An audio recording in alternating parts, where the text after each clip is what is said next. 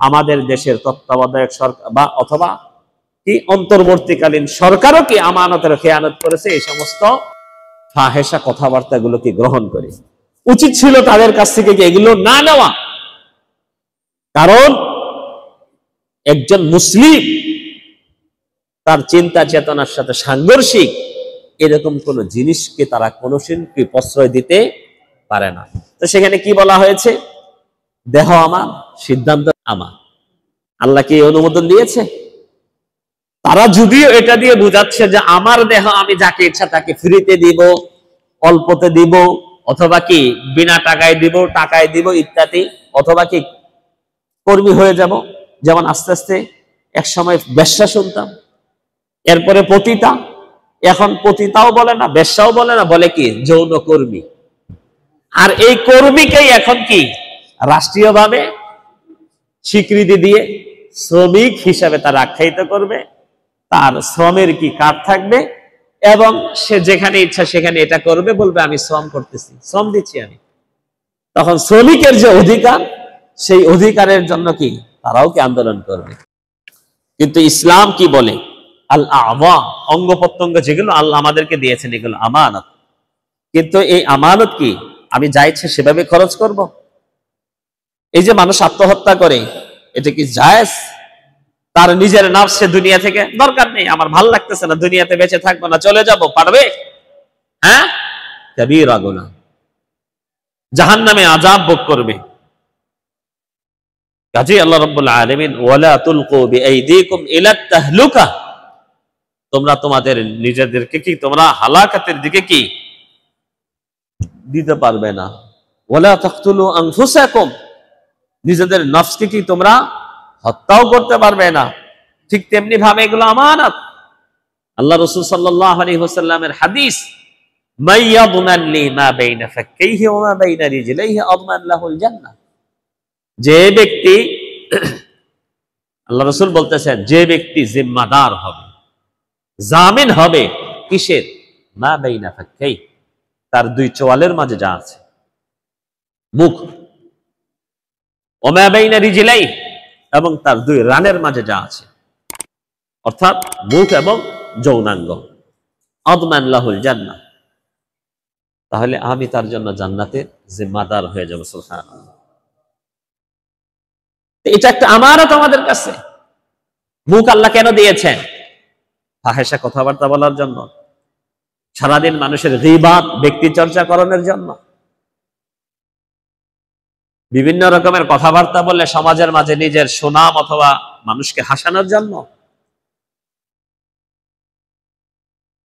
জবান দিয়েছেন আল্লাহ রাব্বুল আলামিন জিকির আজগারের জন্য, তাসবিহ তাহলিলের জন্য, আল আমরু বিল মা'রুফ ওয়ান নাহি আনিল মুনকারের জন্য, মানুষকে দাওয়াত দেওয়ার জন্য, মানুষকে নসিহতের জন্য। এবং দুনিয়াতে বেঁচে থাকতে হলে আপনাকে অবশ্যই কিছুটা খাবার দাবার গ্রহণ করতে হবে। সেজন্য হালাল খাবার গ্রহণের জন্য আল্লাহ রাব্বুল আলামিন এই মুখটা দিয়েছেন। আপনি যদি এটাকে অন্য কাজে ব্যয় করেন তাহলে আপনি আমানতের খেয়ানত করলেন। ঠিক তেমনি ভাবে আল্লাহ রাব্বুল আলামিন আপনাকে, পুরুষ এবং মহিলা যেই হই না কেন, আমাদেরকে একটি অঙ্গ দিয়েছেন, যেটাকে আরবিতে বলা হয় আ'দা আত-তানাসুলিয়া, তানাসুল। আমরা অন্যটা ভাবি, আমরা মনে করি আমাদের খাহেসাত পূরণ করি, কিন্তু আসলে কি আল্লাহ এটা আমাদেরকে কেন দিয়েছে? তানাসুল। আমরা এটার মাধ্যমে কি আমাদের নসল, আমাদের বংশবৃদ্ধি করব, ঠিক কি না? একজন পুরুষ তার শুক্রকীট গুলো একজন মেয়ের জরায়ুতে ডিম্বাণুর সাথে মিশে সেখানে কি পরবর্তী জেনারেশন তৈরি হবে। এবং এটার জন্য কিছুটা নিয়ম রয়েছে, ইসলামী আইন কানুন মেনে, শুহুদ মেনে, ইজাব কবুল নিয়ে এবং কিছুটা দেনমোহর নিয়ে একজন মহিলাকে বিবাহ করে তার সাথে হালাল সম্পর্ক তৈরি করে গড়ে, এরপরে আপনি তার সাথে আপনার যে চাহিদা পূরণ করবেন, এটা কি হালাল। এটা হলো কি যৌনাঙ্গের হেফাজত, এর অতিরিক্ত বা এর বাহিরে যেটা করবেন সেটাই কি হয়ে যাবে? হারাম এবং খিয়ানত। আল্লাহ রাব্বুল আলামিন কোরআনে বলতেছেন, ওয়াল্লাযীনা হুম লিফুরুজিহিম হাফিযুন, তারা তাদের লজ্জাস্থানের হেফাজত করবে, ইল্লা আলা আজওয়াজিহিম আও মা মালাকাত আইমানিহিম। স্ত্রীর সাথে আপনি সম্পর্ক করবেন, সহবাস করবেন, এটা হালাল। অথবা তৎকালীন যুগে কৃতদাসী বেচা কেনা হতো, দাসী, যেটা আপনারা শুনেছেন। ইসলাম আস্তে আস্তে এগুলোকে কি উঠিয়ে দেওয়ার কি উদ্বুদ্ধ করেছে, তবে হুকুমটা মানসুখ হয়ে যায়নি। এখনো যদি কখনো প্রয়োজন পড়ে অথবা বিধর্মীদের সাথে কোনো যুদ্ধে যদি কি কোনো নারী অথবা ছোট অথবা কোনো বৃদ্ধকে যদি ধরে আনা হয়, তাহলে এরা কি হয়ে যায়? কৃতদাস হয়ে যায়। তো এখানে একজন মুসলিম বিবাহ বন্ধনের মাধ্যমে আবদ্ধ হয়ে তার চাহিদা পূরণ করে সে এটার আমানত বজায় রাখবে, বাহিরে যা হবে তাই কি খেয়ানত। তো মূলত এই আমানত বলতে আমি যেটা বোঝাতে চাচ্ছি তা হচ্ছে দুনিয়ার জিন্দেগিতে আমাদের যে দায়িত্ব, আমাদের ঘাড়ে যে ইবাদত, আমাদের যা করণীয়, সব এগুলো মূলত আমাদের উপর কি আমানত। যা করতে হবে এটা আমাদের জন্য আমানত, যা থেকে দূরে থাকতে হবে এটা আমাদের জন্য কি আমানত। আল্লাহ রাব্বুল আলামিন আমাদের কাছে কি চান? ইবাদত চান, যেটা একটু আগে বললাম। তাহলে ইবাদত বলতে আমরা যে জিনিসটা বুঝি, এই ইবাদত আমরা কতক্ষণ করতে পারবো? তাহলে তো আমানত রক্ষা করা সম্ভব না। কারণ আল্লাহ রাব্বুল আলামিন কোরআনে বললেন, ওমা খালাকতুল জিন্না ওয়াল ইনসা ইল্লা লিয়াবুদুন, আমি জিন জাতিকে আর মানব জাতিকে শুধুমাত্র আমার ইবাদতের জন্য তৈরি করেছি। এখন সারাদিন কি মসজিদে সালাত পড়তে ভালো লাগবে? সারাদিন মসজিদে কি বসে বসে তাসবিহ তাহলিল করতে কি ভালো লাগবে? সিয়াম কয়দিন পালন করা যাবে? ইবাদত বলতে তাহলে কি বুঝি? হ্যাঁ, আমরা যেটাকে ইবাদত বুঝি, ইসলাম আমাদেরকে সেভাবে বোঝায়নি। আমরা মনে করি আমি মসজিদে আছি, ইবাদতে ব্যস্ত আছি, আমি হালাল হারাম খুব মেনে চলবো, আছি, অন্যদের কথা বাদই দিলাম। আমরা ঠিক মতো কি রফুল এদান করবো, সালাতে বুকে হাত বাঁধবো, পায়ের সাথে পা মেলাবো, তাশাহুদে আঙ্গুল লড়াবো, অর্থাৎ নবীজি যেখানে যেটা করতে বলছে সব করতেছি। এই মানুষটাই যখন আবার মসজিদ ছেড়ে বাহিরে চলে যাচ্ছি, তখন আবার শরীয়তের এত কিছু ধারধারি না, তখন আর আমার এগুলো মনে থাকে না। তার মানে তার মাঝে একটা ভুল বিশ্বাস আছে, কি সেটা কি জানে? সে মনে করে এইটুকু ইবাদত, মসজিদে যা করতেছে এগুলো ইবাদত, আর মসজিদের বাহিরে যা করতেছে কি ওটা কি ইবাদত না, ওটা দুনিয়াদারি না। মুসলমানদের যা হবে সবই কি ইবাদত। এজন্য ইবনুল কাইয়িম রাহিমাহুল্লাহ বলেছেন, আল ইবাদাতু ইসমুন জামিউন লিকুল্লি মা ইউহিব্বুহুল্লাহু ওয়া ইয়ারদাহু মিন আকওয়ালি ওয়া আফআলি ওয়া আকওয়ালি যাহিরাতি ওয়াল বাতিনা। ইবাদত হচ্ছে ব্যাপক একটা জিনিসের নাম। সেটা কথাও হতে পারে, কাজও হতে পারে, অন্তরের কোনো বাসনাও হতে পারে। সেটা কি মা ইউহিব্বুহুল্লাহু ওয়া ইয়ারদাহু, আল্লাহ যেটাকে পছন্দ করেন, আল্লাহ যেটাকে ভালোবাসেন, আল্লাহ রাসূল সাল্লাল্লাহু আলাইহি ওয়াসাল্লাম যেটাকে ভালোবাসেন, এরকম সব কথা সব কাজে কি ইবাদত। এই যে যৌনাঙ্গের হেফাজত করা, বিবাহ বন্ধনে আবদ্ধ হওয়া, আমরা কিন্তু এটারে পার্টি মনে করে অনেকে, ঠিক না? হ্যাঁ, মানুষকে দাওয়াত দেখ আর না দেখ, কিন্তু ডেকসেট লাগবে, কিছু গান বাজনা শুনতেই হবে। এটা না শুনলে কি আমরা মনে করি বিয়েটা কি পানসে পানসে। যদি কিছু বলে, মাঝে আবার দুই একজন ময় মুরব্বী দাঁড়িয়ে যায়, দূর, বিয়ে শাদীতে করতে দাও, একদিনই তো করুক, ভুল। এটা হচ্ছে আপনার ইবাদত নয়, শুধুমাত্র আপনার পরবর্তী জেনারেশনের কি সূচনা আজকে থেকে, এবং এটা ইবাদত। আল্লাহ রাসূল সাল্লাল্লাহু আলাইহি ওয়াসাল্লাম সাহাবায়ে কেরামদের সামনে আলোচনা করতে গিয়ে বলেন, অফি বিদআ আহাদিকুম সাদাকা, তোমরা যে তোমাদের স্ত্রীর সাথে সহবাস করো, সঙ্গম করো, এটাতেও তোমাদের সওয়াব রয়েছে, এটাও এক প্রকার সাদাকা। ওমর রাদিয়াল্লাহু তাআলা আনহু আশ্চর্য হয়ে গেলেন, আল্লাহ রাসূল এটা কি বলে, বুঝতে পারে নাই। এই ফ্যানটা অফ করে দিতে বলছিলাম কিন্তু আমি। আল্লাহ রাসূল সাল্লাল্লাহু আলাইহি ওয়াসাল্লামকে ওমর রাদিয়াল্লাহু তাআলা বলতেছেন, আল্লাহ রাসূল এটা কেমন কথা, একজন মানুষ তার একটা চাহিদা পূরণ করবে, এখানে তার কামনা বাসনা পূরণ করবে, এটা আবার কিভাবেই হয়? আল্লাহ রাসূল সাল্লাল্লাহু আলাইহি ওয়াসাল্লাম তাকে বোঝাচ্ছেন, ওমর, কেউ যদি তার এই চাহিদাটা অন্য কোন মহিলার কাছে গিয়ে পূরণ করত, তাহলে কি গুনাহ হতো? নাউযুবিল্লাহ, আল্লাহ রাসূল, তো বিশাল বড় গুনাহ, বড় পাপ এটা। এবং এই পাপের শাস্তি কি জানেনই তো, 100টা বেত্রাঘাত যদি বিবাহিত হয় তাহলে কি রজম। আল্লাহ রাসূল, তো বিশাল বড় গুনাহ। আল্লাহ রাসূল তাকে বোঝাচ্ছেন, যদি অবৈধ পথে এই চাহিদা পূরণ করলে যদি বিশাল বড় গুনাহ হয়, সেই গুনাহ থেকে বাঁচার জন্য একজন মুসলিম যদি টাকা পয়সা জোগাড় করে, একজন পরহেজগার মহিলাকে সন্ধান করে, তাকে দেনমোহর দিয়ে, তার ভরণ পোষণের দায়িত্ব নিয়ে তার নিজ বাড়িতে এনে তাকে ভরণ পোষণ দিয়ে, খানা পিনা কাপড় চোপড় দিয়ে তাকে ঘরে এনে যদি হালাল ভাবে সে তার এই কামনা চরিতার্থ করে, তাহলে এটা কেন ইবাদত হবে না? তাহলে ইসলাম আমাকে কি বুঝাচ্ছে খেয়াল করছেন? দুনিয়াদারি যেটা করি এটাও কি ইবাদত। কাজেই এই আমাদের আমানতটা শুধুমাত্র মসজিদে না, আমাদের আমানতটা শুধুমাত্র ইবাদতের ক্ষেত্রে না, দুনিয়াতে যা করতেছি সবগুলোই কি আমাদের উপর এক প্রকার আমানত। কিন্তু আশ্চর্যের বিষয়, আজকে যদি আমরা একটু ডানে বামে তাকাই, আমাদের সমাজের দিকে দেখি, আমাদের সমাজ কিন্তু আমাদেরকে নিয়ে, হয়তো আমরা আজকে ওমর বিন খাত্তাবে আছি, আমাদের মাঝে হয়তো কি সরকারি বড় চাকরিজীবী নাই, অথবা থাকতেও পারে, কিন্তু আমাদের দ্বারাই একজন কি বিশাল বড় আমাদের দেশে জেলার ডিসি হতে পারে, এসপি হতে পারে, মন্ত্রী হতে পারে, সচিব হতে পারে। প্রত্যেকটা সেক্টরই আপনি আমাদের দেখেন।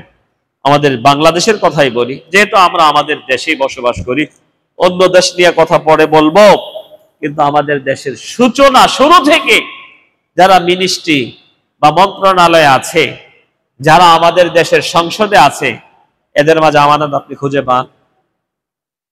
পাওয়া যায়? আমানত নেই। যদি আমরা আসি আমাদের সরকারি অফিস আদালতে, বিভিন্ন অফিস আদালতে যেখানে আমরা যাচ্ছি, সেখানে আমানত খুঁজে পাওয়া যায়? পাসপোর্ট অফিস খুবই কাছে, আপনার কাছে আসলো, আপনি যাবেন সেখানে, সরকারকে কি আপনি একটা কিছুটা যেটা দেওয়া দরকার ফি দিবেন, ওখানে যারা কর্মচারী আছে তারা আপনাকে সেবা দেওয়ার জন্যই কি নিয়োজিত, আপনাকে সেবা দিবে না? এইটা কি আমানত ঠিক থাকলো? শুধুমাত্র এটা পাসপোর্ট অফিস না, সব অফিসে একই অবস্থা। ভূমি অফিসে যান, আপনি একটা জিনিস দেখবে, আপনার প্রয়োজন ঠিক আছে কিনা, বলবে টাকা দিতে হবে, না হয় দেখাবো না। এগুলো শুধুমাত্র আমানতের খেয়ানত নয়, খেয়ানতের সাথে সাথে কি বিশাল বড় এক প্রকার জুলুম। তো যাই হোক, আমাদের সরকারি অফিস আদালতে যেরকম খেয়ানত হচ্ছে, আপনি যদি হাসপাতালে যান সেখানেও দেখবেন একই অবস্থা। সরকার টাকা দিয়েছে, রুগীরা গিয়ে দাঁড়িয়ে আছে, কিন্তু উনি চিকিৎসা দিবেন। উনি জানেন যে এটা চিকিৎসা এভাবে করতে হবে, 5 মিনিট শুনতে হবে, শোনার পরে কি তারপরে প্রেসক্রিপশন দিতে হবে না, শোনার আগে কয়েকটা লিখে দিয়ে যান। আজকে আমরা যারা আছি মসজিদে, তালিমের ক্ষেত্রে যদি দেখেন, শিক্ষা সেক্টরে যদি দেখেন, কি মাদ্রাসা কি স্কুল, সব জায়গাতেই দেখবেন খেয়ানত। উস্তাদজিরা ক্লাসে আসে না, টিচাররা ক্লাসে আসে না, ক্লাসে আসলেও কি ঠিক মতো পড়ায় না, অথবা বলে দেয় এগুলো পড়ে আসো, অথবা তাদের সাথে কি একটা হাত করে কোন রকম পড়িয়ে দিয়ে পরীক্ষার আগে কি বলে এটাকে দাগিয়ে দেয়। এগুলো কি আমানত? এগুলো কি আমানতের খেয়ানত। এটা কিন্তু আমরা কিচ্ছু মনে করি না। দেখবেন এই শিক্ষক, সে মাদ্রাসায় হোক অথবা সে স্কুলে হোক, স্কুলের কথা বাদই দিলাম, মাদ্রাসায় দেখবেন মাশাআল্লাহ হুজুর, ধর্মীয় শিক্ষক, দাড়ি আছে, আমলদার, পরহেজগার, দেখবেন ঠিক মতো ক্লাসে ঠিক মতো বোঝায় না, বোঝানোর পরে আবার ঠিক মতো কি পড়ায় না, পড়াটা উদ্ধার করে না, পরীক্ষার সময় আবার বাচ্চাদেরকে কিছু দাগায় নেয়। কেন? ওই যে আমি যে আগে যে ডিউটিতে কিছুটা কি কমতি করেছি, তারা যদি আবার আমার উপর কি চড়াও হয়ে যায় সমস্যা। এই জন্য কোন রকম তাদেরকে পাশ করেই কি কমিটির কাছেও ভালো থাকবো, গার্জিয়ানের কাছেও ভালো থাকবো, ছাত্রও বলবে উস্তাদজি খুব ভালো মানুষ, খুব নরম মানুষ। যদি একটু বলে না দেয়, নম্বর না দেয়, উস্তাদজি কড়া, উস্তাদজির আচার ব্যবহার ভালো না। তো দেখা যাচ্ছে কি, কিন্তু এখানে কি এটা আমানত ঠিক হলো? আমানত আদায় হলো? আমানত আদায় হলো না। আজকে বিচারালয়ে যাবেন, ঠিক একই অবস্থা। ব্যবসা বাণিজ্যে যাবেন, দেখা যাবে যে না, কোথাও আর আমানত নেই। ভোক্তা অধিকার একটা অফিস করে সরকার যে আপনার বিভিন্ন জায়গায় টহল দিচ্ছে, জরিমানা, জেল, কত কিছু দিতেছে, তারপরে কি আমাদের কোনো পরিবর্তন আসতেছে? আসে না। রাস্তাঘাটে দেখবেন আমানতের কিচ্ছু মাত্র নেই, আইনই নেই আমাদের দেশে, অথচ ইসলাম কত শক্ত। এই যে আজকে আমরা বাসে চড়তেছি, এক্সাম্পল দেখেন ইসলাম কতটা সূক্ষ্ম এবং আপনার আমানত, আপনার হক আদায়ে কতটা বদ্ধপরিকর। আপনি গাড়িতে উঠছেন টিকিট কেটে, আপনি যাবেন ঢাকাতে যাবেন অথবা ময়মনসিংহ, দুই সাইডে যেখানেই যান, ড্রাইভারের ভুলের কারণে সে আপনাকে জায়গা মতো পৌঁছিয়ে দিতে পারল না, অ্যাক্সিডেন্ট হলো, আপনার অঙ্গহানি হলো, তাহলে এখানে ইসলামের বিধান কি জানেন? আমাদের দেশে এগুলো আছে? কেউ নাই। এই যে এত এত আন্দোলন হচ্ছে আমাদের দেশে, এত এত ইসলামী সংগঠনগুলো আছে, তাদের মাঝে এই জিনিসটা নেই, তারা বুঝেও না, এগুলো নিয়ে কোনো আলোচনা নেই। কারণ আমরা অনেক, এটা তো অনেক দূর, বড়গুলোই আমাদের মাঝে নেই। কোন ড্রাইভার যদি আপনাকে জায়গা মতো পৌঁছিয়ে না দিয়ে যদি তার ভুলের কারণে গাড়ি অ্যাক্সিডেন্ট হয়, আপনি যদি ইন্তেকাল করেন, তাহলে এই ড্রাইভারের উপর দায়িত্ব আপনার পরিবারকে সে 100টা উট দিবে। এটা ইসলামের বিধান, কোরআনের বিধান। কারণ ভুল হয়েছে তার, মারা গেছেন আপনি, আপনার ছেলে মেয়েরা ভিক্ষা করে খাবে কেন? বুঝে আসছে? আপনার যদি কোনো অঙ্গহানি হয়, সেটাও কি ইসলামে ওভাবে ভাগ করে দেওয়া আছে। তো মোট কথা, এই রাস্তাঘাটেও যদি যান, দেখবেন যে না, একজন আরেকজনকে মাইরা দিতেছে, একজন আরেকজনের গাড়িতে বাড়িয়ে দিচ্ছে। কিন্তু এখানে যে একটা আমানত রয়েছে, আমি যে তাকে কষ্ট দিলাম, আমি যে যাকে মেরে ফেললাম, তার সাথে যে আমার একটা ডিসমিস করতে হবে, না হলে কিয়ামতের দিন যে একটা বিচার হবে, এই জিনিসগুলো আমাদের মাঝে কি নেই। সবচেয়ে বড় বিষয় যেটা, আমানত যাদের মাঝে থাকা দরকার ছিল, তাদের মাঝে না থাকার কারণে আজকে আমানতের আলোচনাও হয় না, আমানতের কি কোনো রক্ষাও হয় না, আর আমরা আমানত বুঝিও না। বড় বড় উলামায়ে কেরামগণ আমাদের দেশে আছে, ওনারা তো কোরআন হাদিস পড়ান, ফতোয়া দেন, মুফতি, ফাকিহ, খতিব, অন্তত পক্ষে তো তাদের মাঝে আমানত ঠিক থাকা দরকার ছিল, কিন্তু তাদের মাঝে আমানত আছে? সবচেয়ে বেশি খেয়ানা তাদের দ্বারা হচ্ছে বাংলাদেশের মাটিতে। বাংলাদেশে কিছুদিন আগে বিভিন্ন জায়গাতে, চাঁদপুরে মাহফিল বন্ধ, সিলেটে মাহফিল বন্ধ, মানিকগঞ্জে মসজিদ ভেঙে দাও, ব্রাহ্মণবাড়িয়াতে মসজিদ ভেঙে দিতেছে, ওই জামালপুরের মাহমুদপুরে মসজিদ ভাঙতেছে। কেন? এগুলো জোরে আমিন বলে। আমিনের শব্দ হবে কেন? আমিন আস্তে আস্তে বলবে। তো কোত্থেকে কি শিখে আসছে? বাংলাদেশে আমরা একভাবে সালাত পড়ে, ওরা আবার আরেকভাবে পড়ে কেন? আপনারা হয়তো শুনেছেন, এগুলো শোনেননি।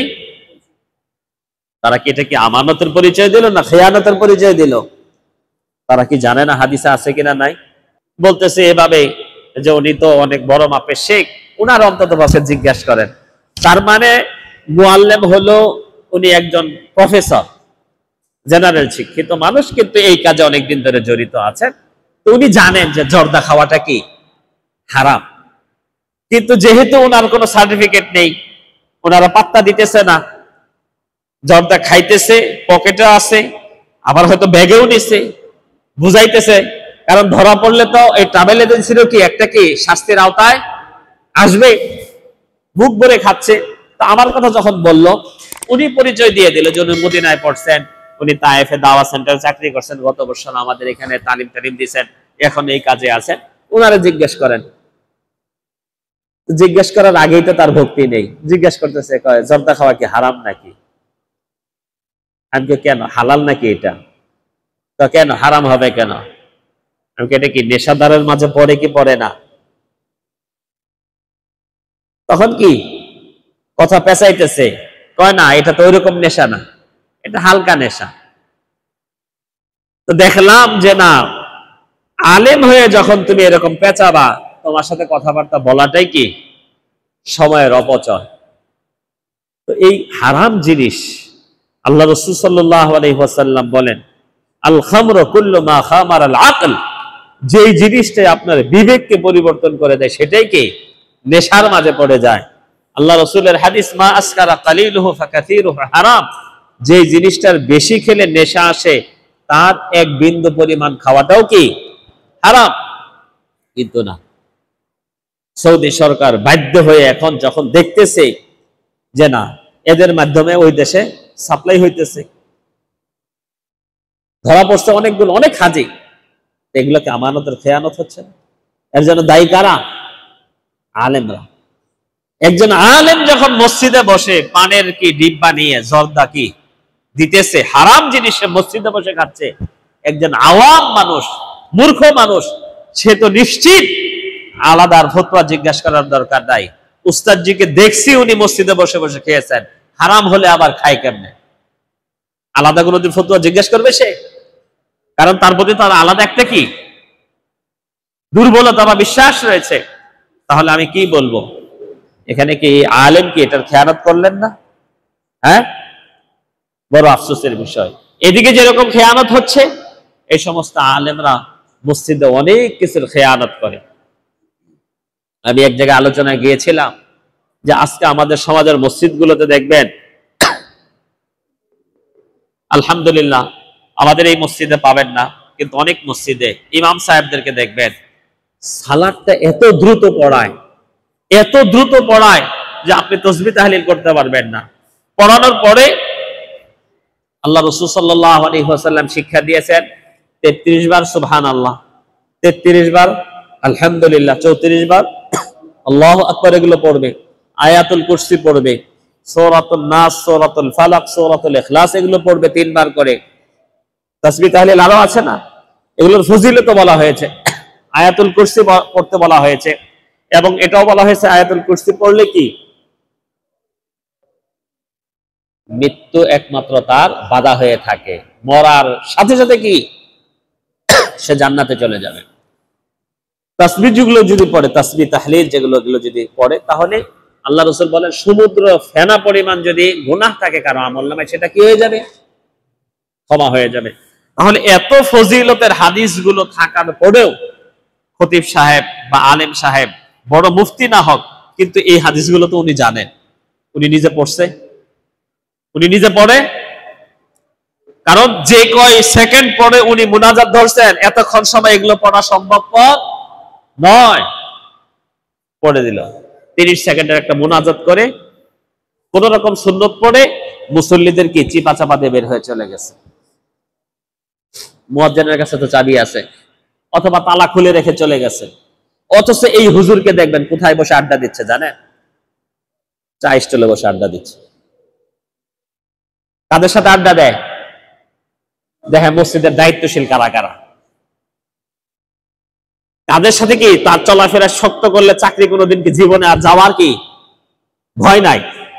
নামাজি হোক আর বেনামাজি হোক, পাওয়ারফুল কে কে আছে, বড় বড় পদবিতে কে কে আছে, এদের সাথে তার একটা সম্পর্ক তৈরি করে ফেলে। সে কিন্তু সিগারেট টানতেছে তার সামনে বসে। আলেম মানুষ, খতিব মানুষ, এখানে বিশাল বড় পাগড়ি পরে কিন্তু ফতোয়া দেয়। ফতোয়া এখানে দাও, এখানে কি ফতোয়া দেওয়ার জায়গা না? মান রাআ মিনকুম মুনকারান ফালিয়ুগাইয়িরহু বিয়াদিহি, এটা কি আল্লাহর রাসূলের হাদিস না? অন্যায় দেখা মাত্র কি তোমাকে বাধা দিতে হবে? তো এটা কি আমানতের খেয়ানত? কি খেয়ানত না? এই আলেম, আল উলামা ওয়ারাসাতুল আমবিয়া, আলেমরা কি নবীদের ওয়ারিস। ওয়া ইন্নাল আম্বিয়া লাম ইউরিসু দিনারান ওয়ালা দিরহামা। আল্লাহ রাসূল বলতেছেন আলেমরা দিনার আর দিরহাম দিয়ে যায় নাই, টাকা পয়সা দিয়ে যায় নাই। ইন্নামা ওয়ারাসুল ইলম, তারা ইলম দিয়ে গেছেন। ফামান আখাযাহা আখাযা বিহাদ্দিন ওয়াফির, যারা ইলম নিল তারা কি একটা বিশাল বড় কি একটা ভান্ডার তারা কি অর্জন করলো। তো এই সুন্দর একটা ভাগ আলেমরা ঠিকই আমরা দাবি করি। এই হাদিসগুলো দিয়ে আমরা মানুষের কি দুর্বলতাকে অর্জন করে আমরা মানুষের অন্তরে কি জায়গা করে নেই, কিন্তু আমাদের কার্যকলাপ এগুলোকে খেয়ানত হচ্ছে না। আপনি যখন আপনার সামনে টিভি চলতেছে, আপনি এখানে বসে বসে চা খাচ্ছেন, আপনি একবারও বললেন না যে না আমি আলেম মানুষ, অন্তত পক্ষে আমার উপস্থিতিতে আপনারা টিভিটা বন্ধ করেন, চালাইতে পারবেন না। না চালাইলে আপনি সরে যান ওখান থেকে। ঘন্টার পর ঘন্টা বসে আছে, আড্ডা দিতেছে, অথচ মসজিদে এসে কি তাসবিহ তাহলিল করবে এই সময় হয় না। কাজে আফসোসটা আমাদের এখানে, যারা আমাদেরকে আজকে আমানতের সবক দিবে, যাদের কাছ থেকে আমরা আমানতের শিক্ষা নিব, তাদের মাঝে আমানত নেই। কোরআন হাদিসের কথা গোপন রাখে, কোরআন হাদিস আমল করলে কি তাদেরকে তারা কি শত্রু ভাবে। যে সমস্ত ইবাদত গুলো আল্লাহ রাসূল করতে বলেছেন সেগুলো তারা নিজেরা করে না এবং গোপন রাখে। এবং তাদের আমলের মাঝেও দেখা যাচ্ছে কি সবচেয়ে বড় আশ্চর্যের বিষয়, অর্থনৈতিক যে একটা আমানত সেটাও তাদের মাঝে নেই। আমার মনে হয় যে আমাদের চৌরাস্তায় একটা মসজিদের কালেকশন করতো না, এখন বন্ধ হয়ে গেছে। ময়মনসিংহ যাওয়ার পথে এক জায়গায় দেখি, আমি ওখানে ওই এলাকায় দুইবার বক্তব্য মানে খুতবা দিতে গিয়েছিলাম। তো এলাকার লোককে আমি জিজ্ঞাসা করলাম একদিন যখন নামছি আর কি ওখানে, বললাম যে একে তো অনেকদিন থেকে দেখি বাস আসলেই এরা কি টাকা পয়সা উঠায়, মসজিদ কোথায়? বলতেছে পাশে একটা জায়গা আছে। জায়গা আছে তো এদের সাথে একটা কন্ট্যাক্ট হয়েছে। কন্ট্যাক্ট কি? মাসে এত টাকা দিবে। তো দেখা যাচ্ছে যে কয়টা লোক কাজ করে এখানে, তাদের সারা দিনের মানে যেটাকে বলে কি খোরাকি আর কি, যেটা তাদের যে রোজ, তাদের রোজটা উঠানোর পরে মসজিদের ভাগে কি 500 করেও থাকে না, অথচ তারা ঠিকই দিনে কিন্তু 5-7 হাজার টাকা উঠাইতেছে। তাহলে যেই কমিটি তাদেরকে এই অনুমোদন দিল, এটা কি আমানতের খেয়ানত না? বলেন, যারা এই কাজ করতেছে এটা কি আমানতের খেয়ানত না? ঠিক আছে, তুমি দিনে 10,000 টাকা রোজে রোজগার করো মসজিদের জন্য, সেখান থেকে তোমাকে 500 টাকা দেয়, 1000 টাকা দেয়, কষ্ট করো, গাড়ি ভাড়া আছে, নাস্তা আছে ইত্যাদি, এটা তো বিবেকে ধরে যে না এখানে আমানতের কিছুটা আছে। মাসে তুমি উপার্জন করবা লাখখানি, সেখান থেকে তুমি দিয়ে দিবা মসজিদে 5,000, 7,000, 8,000। কমিটি চিন্তা করে যে না ওরা যদি এইটুকু না দেয় তাও তো আমাদের কি নড়ে আসলো না, যাই আসে 5,000 আসলেও তো কি মাসে আসে। কিন্তু এই টাকাগুলো বিশাল একটা অ্যামাউন্ট যে নষ্ট হয়ে গেল। আমাদের প্রত্যেকটা সেক্টরে কি খেয়ানতে কি ভর্তি হয়ে গেছে। আসুন আমরা যে খেয়ানত গুলো করতেছি, আমাদের যারা যে খেয়ানতটা হচ্ছে, এটা কত বড় অপরাধ, এটা কি আমাদের জন্য কি শোভনীয় না অকল্যাণকর?